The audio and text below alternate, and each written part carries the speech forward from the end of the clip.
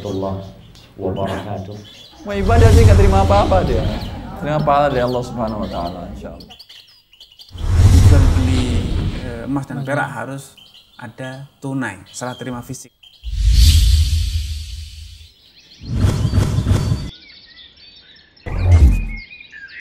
Assalamualaikum warahmatullahi wabarakatuh. Alhamdulillah rabbil alamin wa bihi nasta'in wa nusalli wa nusallim wa nubarik ala nabiyyina Muhammadin wa ala alihi wa sahbihi wa man ihtada bi hadihi wa istanna bi sunnatihi ila yaumiddin wa ba'd. Kaum muslimin, kaum muslimat dimuliakan oleh Allah Subhanahu wa taala. Syariat Allah azza wa jalla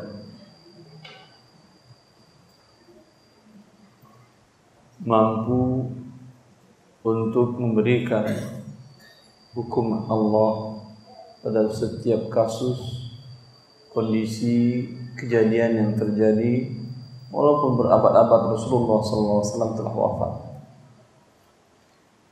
Karena ini adalah syariat yang terakhir Allah turunkan kepada manusia. Maka tugas untuk menentukan hukum Allah terhadap kasus-kasus yang baru tersebut yang mungkin bisa dikenal dengan kontemporer berpindah kepada para ulama, sehingga Rasulullah mengatakan al-ulama warasatul anbiya wa innal anbiya lam yuwarithu dinaran wa dirhama innama warathul ilma. Sesungguhnya para ulama adalah pewaris para nabi. Apa yang mereka warisi dari para nabi? Yang mereka warisi dari nabi ridwanullahi alaihim ajma'in, salawatuhu wassalamu alaihim ajma'in, bukanlah dinar dan dirham, bukan emas dan perak, tetapi ilmu. Dengan ilmu yang mereka warisi dari Rasulullah sallallahu alaihi wasallam, dengan itu mereka memberikan penerangan kepada umat tentang setiap kasus baru yang terjadi, apakah ini halal atau haram, boleh dilakukan atau tidak boleh. Karena al-musyarri' yang menentukan boleh dan tidak hanyalah Allah Azza wa Jalla. Sampai pun Rasulullah sallallahu alaihi wasallam tidak berani bila tidak ada wahyu dari Allah Azza wa Jalla. Ketika Rasulullah SAW ditanya tentang zakat kuda, tidak ada wahyu dari Allah tentang zakat kuda. Lalu Rasulullah SAW mengatakan, lam yuha ilai, belum diwahyukan kepada tentang zakat kuda. Akan tetapi Rasulullah mengambil keumuman dari firman Allah, faman ya'mal mithqala dzarratin khairan yarah. Siapa melakukan satu sekecil-kecilnya sebuah kebaikan pasti akan dilihatnya. Maka bila orang mengeluarkan zakat dari kuda, suatu kebaikan, pasti dia akan dapatkan pahala di sisi Allah. Tapi apakah wajib? Tidak. Tapi kalau mau silahkan. Seperti Rasulullah SAW tidak berani menentukan bila tidak ada wahyu dari Allah Azza wa Jalla. Akan tetapi keumuman firman Allah, ya, ini bisa dijadikan landasan para ulama yang merupakan pewaris para nabi untuk menetapkan setiap kasus, setiap transaksi, setiap akad, mana yang dihalalkan kepada manusia, mana yang diharamkan kepada mereka untuk melakukannya. Dan tema yang kita bahas ini franchise, atau dalam bahasa Arab dinamakan dengan uqud al-imtiyaz. Imtiyaz. Atau bahasa Indonesia dinamakan dengan waralaba, ya. Baik. Di sini saya tambahkan di dalam cetakan ke-16, cetakan sebelumnya tidak ada. Karena memang permasalahannya baru. Bagi Anda yang ingin mendapatkannya ada di situs saya herwanditarmizi.com, gratis, ambil silahkan. Masukin ke handphone atau smartphone, masya Allah, kemana-mana bisa terbawa. ringan. Dan sekarang kalau kurang yang halaman itu, buku secara keseluruhan juga ada di Google Play Store. Kalau Anda tidak bisa bahasa Indonesia, bisa bahasa Inggris, ada juga yang versi Inggrisnya. Ala kulli hal, mana saja boleh Anda gunakan asal bermanfaat untuk Anda. Wabillahi taufiq. Silakan dibaca.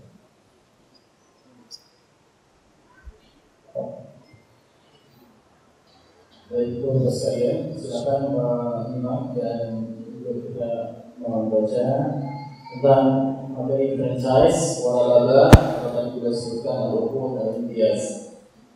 Di halaman 193. Uqud dan imtiaz itu ada dua. Jangan salah kalau Anda nanti mencarinya. Ada yang maknanya franchise, ada yang maknanya uqud. Ini uqud imtiaz itijari. Tijari itu franchise. Ada uqudul imtiaz apa bahasa Inggrisnya ya? Untuk eksploitasi. Bahasa eksploitasi minyak itu apa nama akadnya itu? Eksploitasi minyak itu nggak bisa semua perusahaan melakukannya. Negara kontrak dengan salah satu perusahaan nggak bisa dikasih kepada yang lain. Ada akad khususnya. Kalau bahasa namanya uqudul imtiaz. Bukan artinya bila negara akad kontrak minyak di Indonesia, daerah ini minyak hanya perusahaan ini yang boleh kontrak, dia tidak bisa buat akad dengan yang lain. Allah a'lam bishawab. Itu makanya dalam bahasa Arab juga namanya uqud imtiaz. Cuman bukan uqud imtiaz niaga. Uqud imtiaz untuk eksploitasi. Kalau yang ini franchise ini uqud imtiaz jari. Akad imtiaz. Imtiaz itu artinya apa? Eksklusif. Hasri. Jadi maksud saya kalau Anda belajar bahasa Arab jangan campur-campur, nanti maknanya berbeda 100%. Baik, terus. Franchise waralaba salah satu bentuk dari atau paten atau merek. Ya, jadi tambahan franchise saya masukkan di dalam bab tentang royalti. Karena yang lebih besar dari franchise ini adalah permasalahan royalti. Pusing Anda nanti di mana dimasukin Ustaz Arwandi. Karena tidak saya jelaskan di halaman mana saya masukkan. Tambahan tentang ke-16 tentang ke-15 mau ditaruh di mana? Dia bagian dari penjualan royalti yang paling besar di situ. Terus sebagai sesuatu yang memiliki nilai harta yang dapat dipindah tangankan dengan imbalan, sebagaimana layaknya sebuah harta adalah apa yang dikenal dewasa ini dengan sistem franchise atau waralaba. Ulangi. Salah satu bentuk dari pengakuan hak cipta paten merek sebagai sesuatu yang memiliki nilai harta yang dapat dipindah tangankan dengan imbalan, sebagaimana layaknya sebuah harta adalah apa yang dikenal luas ini dengan sistem franchise atau waralaba. Iya, dia sebetulnya jual beli royalti. Seseorang memiliki sebuah penemuan dalam niaga, dalam dagang, ya. Sebagaimana dia memiliki penemuan sesuatu hal yang baru di dalam hal yang lain, cetak barang, buat barang, boleh dia jual belikan. Apa namanya? Maklun namanya. Boleh dia perjual belikan. Bagi yang lain haram bagi dia untuk membayar hak orang lain. Tentang royalti hak cipta. Hak cipta dalam Islam diakui. Ya, kalau dikatakan bukankah para ulama dari masa ke masa tidak pernah jual royalti buku karangan mereka? Seperti Al-Imam bin Hajar Al-Asqalani, menulis Fathul Bari Bisyarh Sahih Bukhari, Syarah Sahih Bukhari sebanyak 14 jilid. Ada royalti yang beliau terima? Ada royalti beliau terima? Ada, pahala dari Allah. Royalti itu tidak itu? Wah, penting makanya. Tapi dijual dia tidak atau dijual atau tidak. Tapi ada beberapa ulama yang menjual royalti dari bukunya.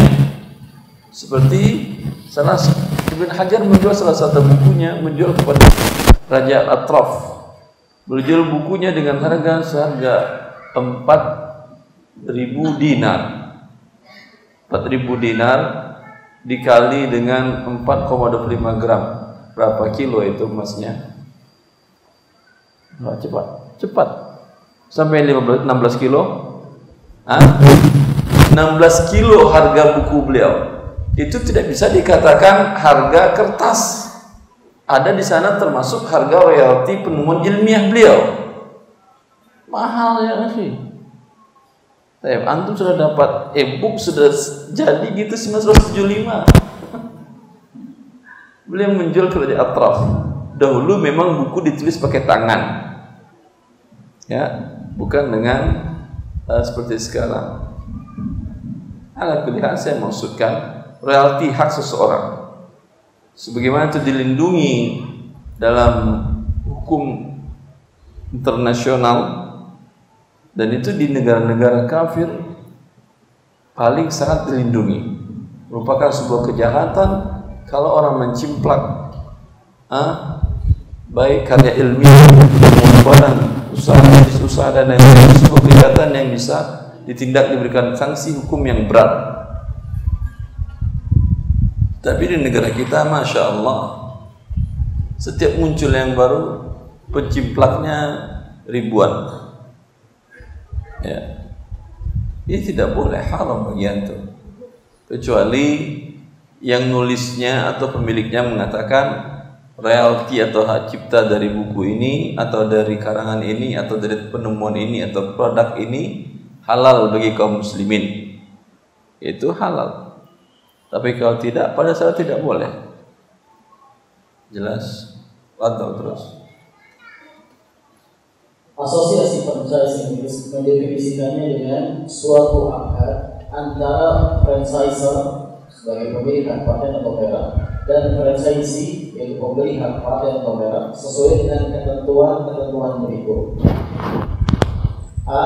Pihak franchisee dibolehkan oleh franchisor untuk melakukan hal-hal tertentu dalam kurun waktu tertentu dengan menggunakan merek dagang atau branding franchisor. Paham ini kan? Apa contoh franchise? Herbal ada yang franchise? Ada yang herbal pakai franchise? Kalau perusahaan kafir banyak kan ya? Hotel pun dah Hilton itu kan franchise itu kan ya? Hilton apa lagi? Aston ya, itu franchise. Walau kalau untuk jual beli retail, Alfamart, Indomaret, nggak ada yang punya orang Muslim. Apa? Kebab nggak untuk retail. Retail ada punya Hamdani, kalau apa namanya Halal Mart, Ahad Mart, dia juga sistem franchise dia buat, tapi nggak terlalu banyak. Baik. Dia kalau tidak terlalu banyak tidak terlalu berdampak dia. Baik. Yang B, pihak franchisor menguasai serta mengawasi secara berkesinambungan. Sama juga dengan Gojek atau Grab, itu sistem franchise itu. Terserah untuk nanti kita lihat iya apa tidak terus. Pihak franchisor menguasai serta mengawasi secara berkesinambungan selama waktu akad franchise berlangsung akan seluruh kegiatan dagang yang dilakukan oleh franchisee. Menguasai, mengawasi semua yang tindakan dilakukan oleh si pembeli merek dagang tadi. Terus yang C, pihak franchisor catatan selanjutnya terus berkewajiban membekali pihak franchisee dengan segala sesuatu yang berkaitan dengan kegiatan dagang dan membantunya dalam hal tersebut, khususnya kegiatan yang menjadi objek lisensi franchisee seperti melatih para pegawai franchisee, mensuplai barang-barang yang dibutuhkan dan lain sebagainya. ya, paham kan ya? Terus Yang D, pihak franchisee berkewajiban selama waktu tertentu membayar kepada pihak franchisor imbalan atas jasa di atas. ya, itu semua jasa kecuali yang supply tadi. Supply berarti jual beli kan? Ya, berarti di sini ada jasa, ada jual beli. Biasanya berdasarkan persentase omset penjualan dengan besaran maksimal 15%. Ya. Imbalan dari pakai nama tadi. Kemudian pakai sistem. Kemudian dia mengawasi imbalan pengawasan, imbalan melatih para karyawannya. Ya. Imbalannya apa? Yaitu 15% dari omset penjualan, bukan laba bersih, bukan laba bersih kan ya, 15% dari penjualan. Ya, jelas ini? Boleh apa tidak? Sabar dulu belum. Udah selesai jawabannya pulang lagi. Terus. Ini di luar pembayaran barang dan material yang dibeli oleh pihak franchisee dari pihak-pihak franchisor. Ya, berarti ada dua akad di sini. Untuk muncul pelayan jual beli akadnya, jual beli barang. Ya. Dari jual beli barang sudah dapat untung atau tidak franchisornya? Sudah dapat atau tidak? Pasti dapat. Namanya jual beli. Sudah untung dia. Keuntungan selanjutnya apa? Yaitu 15% dari omset penjualan. Imbalan apa ini? Imbalan jasa pakai nama merek dagang, branding tadi. Kemudian imbalan jasa pengawasan. Kemudian imbalan jasa melatih karyawannya mereka agar satu ininya. Kemudian imbalan apa lagi? Pengawasan udah kan tadi kan ya? Pokoknya imbalan jasa semuanya. Manajemennya semuanya tadi. Terus. Sekarang kita bahas nanti jawab fikih akad franchise. Ya, sekarang baru tunjuk fikihnya. Wallahu a'lam, akad franchise adalah akad. Ini buku yang paling bagus membahas tentang ini. Siapa buku asli? Cuman kacamata saya nggak bawa tadi. Iya, ada buku aslinya. Taswiq at-Tijari fil Fiqh Islami. Artinya marketing dalam hukum fikih. Ini yang nulis kakak kelas saya, Dr. Husain Syahrani. Dulu S2 dia Huquq Ta'lif wal-Ikhtira' tesisnya. Hak cipta dan hak cipta. Ini bagus, Masya Allah. Murah harganya, cuma kalau untuk negeri umrah lebih murah daripada buku harta haram harganya, penting. Ya, cuman nggak ada bahasa Indonesianya, nggak ada bahasa Inggrisnya. Itu aja kekurangannya. Taswiq at-Tijari fil Fiqh Islami. Di sini juga MLM juga dibahas beliau. Saya juga banyak menukil dari beliau tentang bahasa MLM dan tentang franchise. Baik.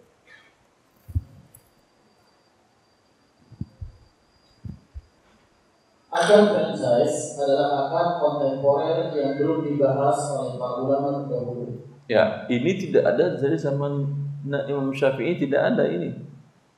Makanya kalau anda cari di buku Al-Um, walaupun tebalnya segini, nggak ketemu akadnya, nggak ketemu hukumnya halal atau haram.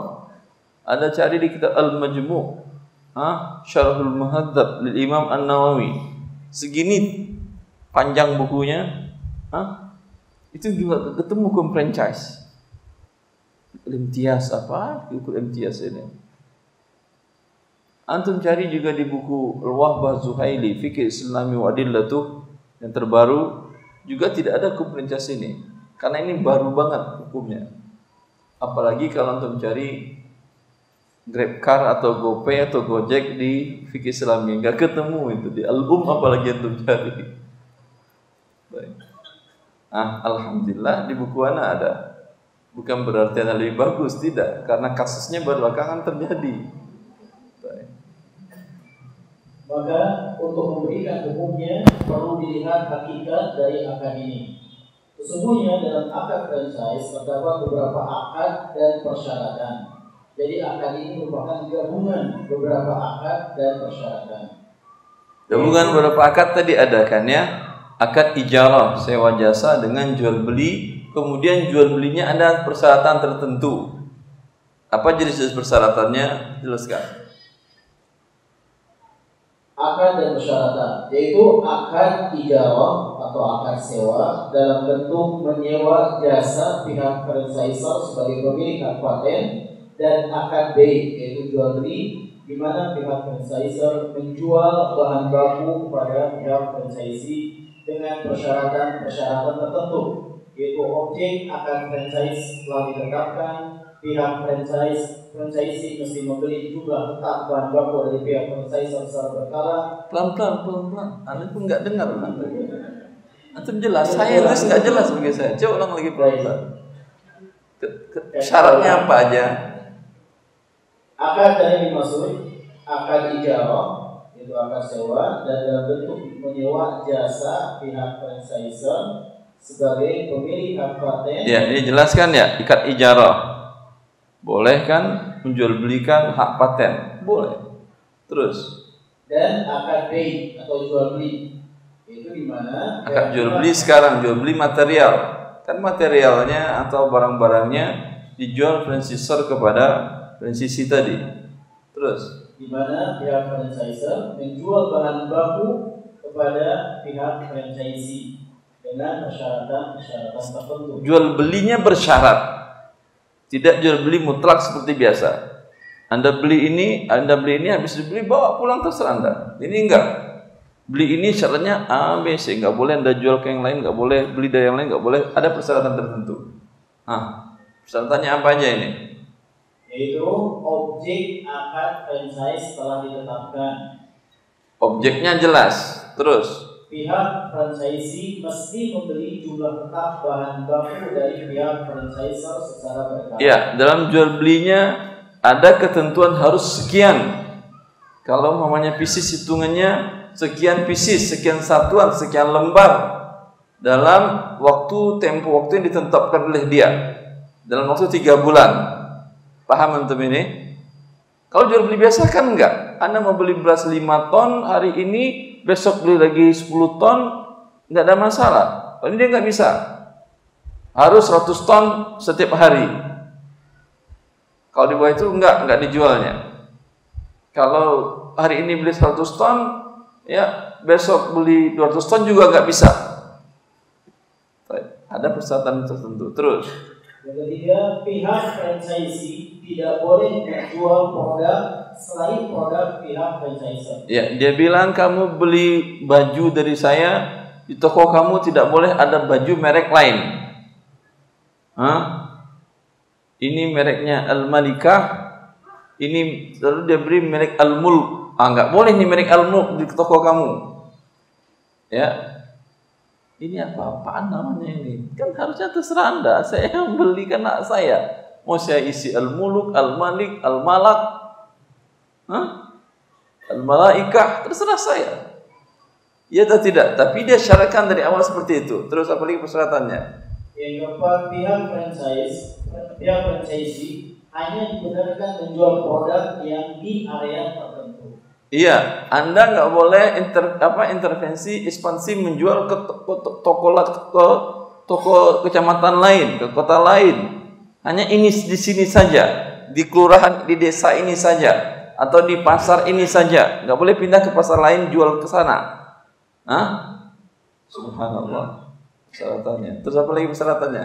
Yang kelima, pihak franchisee tidak boleh menjual produk pihak franchisor melebihi harga yang telah ditetapkan oleh pihak franchisor. Melebihi, kalau di bawah itu boleh?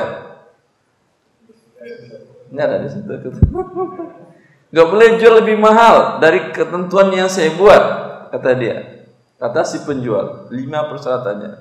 Cukup 5? Lebih mahal ke lebih murah boleh? Boleh, tapi bukan franchise namanya. Ayo. Terus? Karena akad franchise ini gabungan dari beberapa akad dan persyaratan, maka perlu diteliti hukum syar'i setiap akad yang menjadi unsur dari akad ini. Ya, dia gabungan. Boleh akad gabungan, boleh atau tidak? Boleh menggabungkan 2 akad jadi 1 akad? Apa? Mana saya dengar tidak boleh. Dari mana? Tidak bolehnya ini? Rasulullah SAW melarang. Hadisnya bunyinya bagaimana? Haram 2 akad 1 akad kata Nabi. Larangan Rasulullah, nahan Nabi sallallahu alaihi wasallam an bai'ataini fi bai'ah. Rasulullah melarang 2 jual beli dalam 1 jual beli, bukan 2 akad. Paham itu? Sekarang tidak ada 2 jual beli sini. 1 jual beli, 1 sewa menyewa. Larangannya bai'ataini fi bai'ah. Larangan bai'ataini fi bai'ah tersebut itu pun maksudnya bukan ada 3 akad jadiin 1 kontrak, ya. Bukan begitu maksudnya. Larangan Nabi falahu faman ba'a bai'atan fi bai'ah falahu akasuhu ma'awar riba. Dan riwayat yang lain terjadi riba. Bagaimana terjadi riba di sini seperti ini? Itu yang diharamkan oleh para ulama. Dia mengandung unsur riba atau mengandung unsur gharar. Mengandung unsur ribanya seperti ini. A menjual HP atau rumah atau apapun objeknya kepada B. Jelas? Harga ditawarkan, belum ada akad. Menjual, ditawarkan harga. Harga ditawarkan, ini kalau cash 1 juta. Kamu mau bayar berapa lama? Oh, saya bayar tidak bisa cash, 10 kali bayar. Kalau 10 kali bayar, saya jual 1.100.000. Ya, ini baru penawaran. Belum ada jual beli.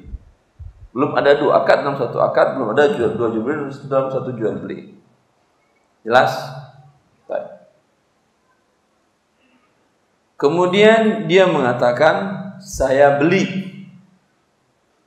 Ini mengandung unsur gharar dan hukumnya haram. Karena dia beli yang mana? Harga berbeda sekarang. Cash 1 juta, 10 kali bayar 1.100.000. Paham? Gharar atau tidak? Gharar, haram. Harga tidak jelas. Juga mengandung riba. Kalau dia beli, saya beli cash ya udah. Saya bawa antar, saya ambil uang ke ATM-nya, ya udah. Bulan pertama dia belum datang bayar. Bulan kedua belum datang bayar. Bulan ke-10 dia bayar. Berapa dia bayar sekarang harusnya? 1 juta apa 1.100.000? Kalau 1.100.000 jadi riba ya. Tadi kan kesepakatannya 1 juta. Karena ada keterlambatan pembayaran dan dikenakan pertambahan riba. Anzirni azidka. Beri aku masa tangguh, aku bayar berlebih. Dia ini riba jahiliyah. Paham? Tapi kalau dibuat akad 1, ya, tadi ditawarkan sebulan, terkadang ada penawaran 100 tawaran harga. Setahun cicilan sekian, cash keras sekian, 2 tahun cicilan nambah lagi namanya menjadi 210, 3 tahun cicilan 230 dan seterusnya. Ya. Berapa ini akadnya? Berapa ini akadnya? Ada sekitar 100 harga dia buat dengan 100 tenor dan ketentuan. Berapa harga ini? Berapa akad ini? Tidak ada akad. Dia baru menawarkan, kan belum ada pembelinya, baru menawarkan dia. Ketika pembeli bilang saya tunjuk yang 5 tahun. Sekarang akadnya berapa? 100 atau cuma 1? 1. Dia tidak beli cash. Saya bilang kan 5 tahun. Juga bukan pilih yang 10 tahun, juga bukan pilih yang 6 tahun. Harga jelas. Terlambat bayar angsur dan denda tidak ada. Ada ribanya di sini? Tidak ada ribanya. Masalah dia lebih mahal daripada yang cash, memang yang tidak tunai lebih mahal daripada yang cash. Ini sudah dilakukan di masa jahiliyah dan pun Islam tidak mengharamkannya. Ya, ketika orang kafir jahiliyah mengatakan, qalu innamal bai'u mithlur riba. Orang-orang jahiliyah mengatakan, Muhammad, Tuhanmu mengharamkan riba, padahal jual beli itu sama dengan riba, kata mereka. Ini mana yang dikatakan orang jahiliyah jual beli yang sama dengan riba? Jual beli yang tunai apa yang tidak tunai? Yang tidak tunai. Bagaimana persamaannya? Orang jahiliyah nggak bodoh-bodoh banget akhirnya, mereka jenius-jenius di masanya. Mereka bilang harganya berbeda kan yang tunai dengan tidak tunai. Ya, itu sama aja dengan riba. Begini kata mereka, kalau seseorang ingin beli rumah, ya, beli rumah dengan dicicil dibayar selama 1 tahun lunas. Kalau cash harganya 100 juta, 1 tahun harganya 150 juta atau 110 juta umpamanya. Baik. Dijual beli, terlambat tidak ada denda. Ya. Kan ini jual beli namanya. Ini halal? Halal atau tidak? Halal. Lalu kenapa kalian haramkan riba? Riba kan juga begitu. Dia membeli rumah 1 tahun. Tidak punya uang cash, pinjam ke B. B pinjam uang 100 juta. Nanti saya tambahkan 10 juta selama setahun. Jelas? Berapa pertambahan antara akad ini, pinjaman ini? 10 juta. Halal atau haram? Pertambahannya sama 10 juta atau tidak? Paham antum ini? Itu yang dikata orang jahiliyah. Qalu innamal bai'u mithlur riba. Wahai Muhammad, jual beli itu sama dengan riba. Kalau riba kalian haramkan, berarti jual beli juga haram. Karena kalian menghalalkan jual beli, riba juga halal. Itu kata mereka. Karena sama-sama pertambahan 10% imbalan waktu 1 tahun. Langsung Allah menjawab dalam Al-Quran. Apa jawaban Allah? Wa ahallallahu al-bai'a wa harrama riba. Allah halalkan yang jual beli tadi, yang langsung ada pertambahan tadi, jual beli dengan pemiliknya. Tidak ada denda keterlambatan, penambahan lagi tidak ada walaupun terlambat angsurannya. Allah halalkan itu walaupun bertambah 10%. Wa harrama riba. Adapun yang pinjam uang ke temannya 100 juta untuk beli rumah cash, kemudian dia bayar berlebih ke temannya, ini riba namanya. Allah haramkan. Jelas? Langsung Allah yang jawab. Paham ini? Semoga tidak ada syubhat di kepala Anda bahwa jual beli kredit itu haram. Tidak ada yang haram. Jual beli kredit halal, yang haram itu riba. Aman tuh. Kalau jual kreditnya ada unsur ribanya, iya. Bagaimana ada unsur ribanya? Lembaga keuangan syariah tadi hanya menyerahkan uang kepada Anda, bukan jual beli. Anda mau beli rumah ke lembaga keuangan syariah, dikasih rumah atau uang? Uang. Kadang lewat doang di rekening Anda, diberikan ke developer, lalu ditulisnya jual beli. Jual beli mana? Ada uang yang mau dikasih. Pernah Anda beli barang, beli beras 1 ton, dikasih beras atau uang? Pernah nggak mampir uang itu lewat dari rekening Anda? Enggak ada beras. Nggak mampir-mampir, langsung ada terima. Itu dia yang jual beli, bukan sekedar pengelabuan. Kalau dikasih uang, nanti dibayar uang dan berlebih, itu namanya riba. Paham ini? Cukup saya kira ya. Jelas tadi? Di sini sekarang ada akadnya banyak, ya. Tidak ada larangan Rasulullah SAW karena tidak mengandung gharar dan tidak mengandung riba karena penggabungan akad itu. Karena penggabungan akad. Jelas? Kalau setiap penggabungan akad haram, bagaimana kalau dia akad nikah langsung dengan 3 istri? Berapa gabungan akadnya ini? 3. Haram. Kalau haram ceraikan berapa istri? Paham itu? Hadisnya bukan mengharamkan 2 akad dalam 1 akad. 2 jual beli dan 1 jual beli karena mengandung unsur riba dan gharar. Baik, terus. yang perlu diteliti hukum syar'i setiap akad yang dimaksud akad ini satu, kurang jelas. Ulangi. karena akad franchise ini gabungan dari beberapa akad dan persyaratan, maka perlu diteliti hukum syar'i setiap akad yang menjadi unsur akad ini. Yang perlu diteliti satu, bila sebuah transaksi gabungan beberapa akad dalam tinjauan fikih, pertama cara kita menetapkan hukumnya halal atau haram, lihat unsur masing-masing akad tadi. Ada yang haram atau tidak? Kalau ada yang haram, brek semua jadi haram. Jelas? Seperti umpamanya akad kartu kredit di bank konvensional. Di situ banyak akad di situ. Ada akad qard, pinjaman dengan persyaratan riba. Kemudian ada akad samsarah. Samsarah ini adalah nama jadi broker, perantara membawa pedagang. Kemudian ada akad kafalah, 3 akad di situ. Bukan langsung dia menjadi haram. Bila ada salah satu unsur yang haram menjadi haram dia. Maka dilihat satu persatu dulu.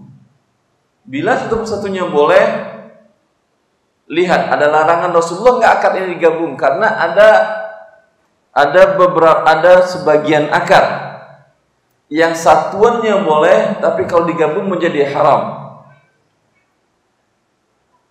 Akad apa itu?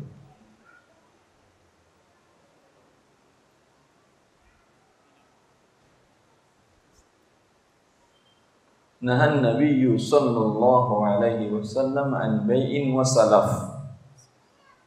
Nabi sallallahu alaihi wasallam melarang menggabungkan akad jual beli dengan akad pinjam meminjam. A pinjam uang kepada B. B memberikan uang kepada A pinjaman.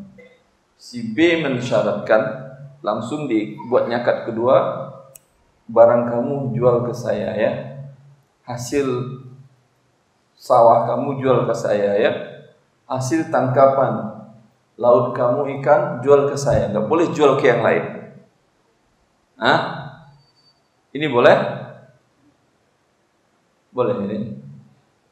Kan dilarang Rasulullah SAW tadi. Tapi ini yang banyak diterapkan oleh para tengkulak. Ini haram, riba ini. Dari mana unsur ribanya? Karena dia minjamkan uang kepada seseorang ini punya produksinya dan dibeli, pasti dibeli dengan harga murah. Ya atau tidak? Tujuan dia beri pinjaman menekan harga tadi. Selisih antara harga normal dengan harga akad yang di bawah normal tadi, segitu ribanya. Rela dia Ustaz, walaupun dia rela diskon, kata si pemilik barang, walaupun dia bilang diskon. Ini kebalikan dari bunga riba. Manfaat barang lebih murah. Apalagi sekarang dia nekat. Ya, ini yang banyak terjadi. Solusinya syar'inya ada solusinya dinamakan dengan baik salam. Di kapan-kapan kita bahas. Terus. Unsur-unsur dalam franchise yang pertama adalah akad ijarah atau akad sewa, dalam bentuk menyewa jasa pihak franchisor sebagai pemilik hak paten. Akad ini dibolehkan oleh syariat sebagaimana yang telah dijelaskan sebelumnya tentang hukum menjual hak cipta dan hak paten. Ya, ini boleh dalam syariat, karena jual hak cipta boleh. Seorang menemukan sesuatu yang berguna untuk masyarakat, menemukan robot, menemukan apa, dijualnya hak cipta dia, boleh. Dengan harga miliaran pun boleh. Masya Allah. Unsur yang kedua, akad bei atau jual beli. Sekarang akad jual beli, mana jual belinya? Di mana pihak franchisor menjual bahan baku kepada pihak franchisee. Ya. Akad ini dibolehkan berdasarkan dalil umum yang membolehkan jual beli selama tidak ada hal-hal yang dilakukan. Ya, jual belinya halal. Kecuali si franchisor mengatakan kamu harus beli rokok dan arak khamar dari saya juga. Atau di toko kamu harus ada arak dan rokok. Jadi haram seluruhnya. Terjawab sudah? Nah, tutup. Selagi tidak ada yang haram, berdasarnya boleh. Yang salahnya bukan akad franchise-nya. Yang salahnya karena ada barang yang haramnya. Kalau dia buat akad franchise untuk yang mubah, yang halal, Masya Allah, bagus. Unsur yang ketiga, persyaratan tertentu, yaitu atau ada juga dia jual fashion, jual pakaian, disyaratkan harus pakai musik. Musiknya pun harus yang mereka yang milih. Adakah seperti itu kan ya? Kalau tidak mau dicabutnya akad franchise ya. Dia bilang, cabut tuh. Saya bikin yang lebih halal. Boleh. Persyaratan tertentu yaitu pihak franchise mesti membeli jumlah tetap bahan baku dari pihak franchisor secara berkala. Nah, ini persyaratan sebelumnya. Persyaratan selanjutnya yaitu dia harus beli dari si franchisor, kemudian harus beli berkala dalam jumlah kuantiti yang tertentu ditentukan. Kurang dari itu tidak boleh.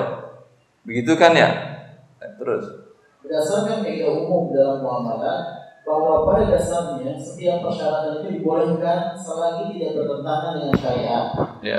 Juga ada manfaat bagi franchisor dalam hal ini guna mewariskan produknya dan penguasaan pasar untuk produknya. Ya. Apakah ini termasuk ihtikar?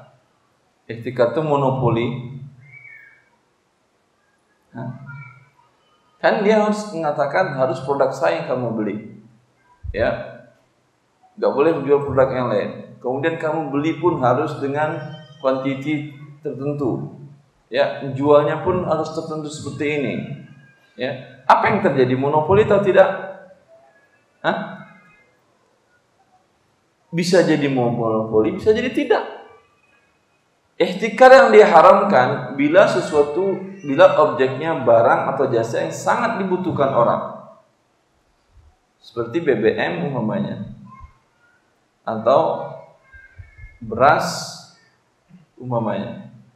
Kalau dia buat dengan demikian, dia menjadi ihtikar, menjadi monopoli yang diharamkan bila dia adalah pemain tunggal. Tapi ihtikar tidak dinamakan berdosa kalau produknya sesuatu yang tidak terlalu penting. Ya. Dan biasanya franchise ini tidak ada untuk produk yang bahkan bahan pokok. BBM dengan franchise. BBM dengan franchise? Enggak, SPBU enggak dengan franchise. Baik. Terus unsur yang keempat, pihak franchisee tidak boleh menjual produk selain produk pihak franchisor. Ya. Ini persyaratan penting dalam akad franchise yang bertujuan agar pihak franchisor tidak memiliki pesaing produknya. Ya. Maka persyaratan ini sangat dibutuhkan oleh franchisor. Dan hukum asalnya, setiap persyaratan yang tidak bertentangan dengan nas, Al-Quran dan Al-Hadis dan kemaslahatan adalah dibolehkan. Ya, ini kaidah al-aslu fi syurutil hillu. Asal setiap persyaratan dalam kontrak bisnis boleh, kecuali ada dalil yang mengharamkannya. Terus pihak franchisee hanya dibenarkan menjual produk di area tertentu. Hal ini bertujuan agar franchisor dapat melakukan franchise dengan pihak lain di area lain. Di samping agar franchisee di area ini dapat memaksimalkan pemasaran produk karena dia memiliki kompetitor dengan produk yang sama di area dekatnya. Persyaratan yang menguntungkan kedua belah pihak yang bertransaksi pada dasarnya tidak dilarang syariat dan dibolehkan. Terus yang keenam unsurnya adalah pihak franchisee tidak boleh menjual produk pihak franchisor melebihi harga yang telah ditetapkan oleh pihak franchisor. ya. Persyaratan ini sangat penting bagi franchisor untuk menjamin pelayanan yang memuaskan para konsumennya, yang berakibat juga kepada naiknya minat para konsumen baru. Ya. Persyaratan ini sekalipun bertentangan dengan konsekuensi dari sebuah akad, yaitu berpindahnya kepemilikan kepada pembeli dan ia berhak dengan barang tersebut untuk menjualnya di atas harga yang ditetapkan penjual. Paham antum itu? Pada dasarnya barang setelah Anda belikan milik Anda. Persyaratan tadi batal. Paham? Mau Anda jual di atas itu, mau Anda jual murah, mau Anda gratiskan, kan urusan Anda, barang Anda sudah, hak Anda. Tapi terus, akan tetapi pihak franchisor masih dibenarkan menetapkan persyaratan ini karena franchisee melakukan aktivitas niaganya dengan menggunakan nama. ya, tapi Anda pakai branding dia. Kalau Anda ingin umpamanya dengan naikkan harga, menurunkan harga, cabut branding dia. Paham? Cabut branding dia, siapa yang belanja lagi? Ada, yaitu konsumen baru. Orang kan lihat brandingnya itu. Brandingnya merek dagangnya ini, biasanya sudah jelas ini bagus gitu segala macam, ya. Itu yang punya daya jualnya. Royalti, hak patennya itu. Maka atas dasar bahwa setiap persyaratan yang bermanfaat hukumnya dibolehkan. Melihat kepada setiap akad dan persyaratan yang terdapat dalam yang merupakan komponen dari akad franchise dibolehkan, maka hukum gabungan seluruh akad. Dia tadi kan satuannya boleh kan?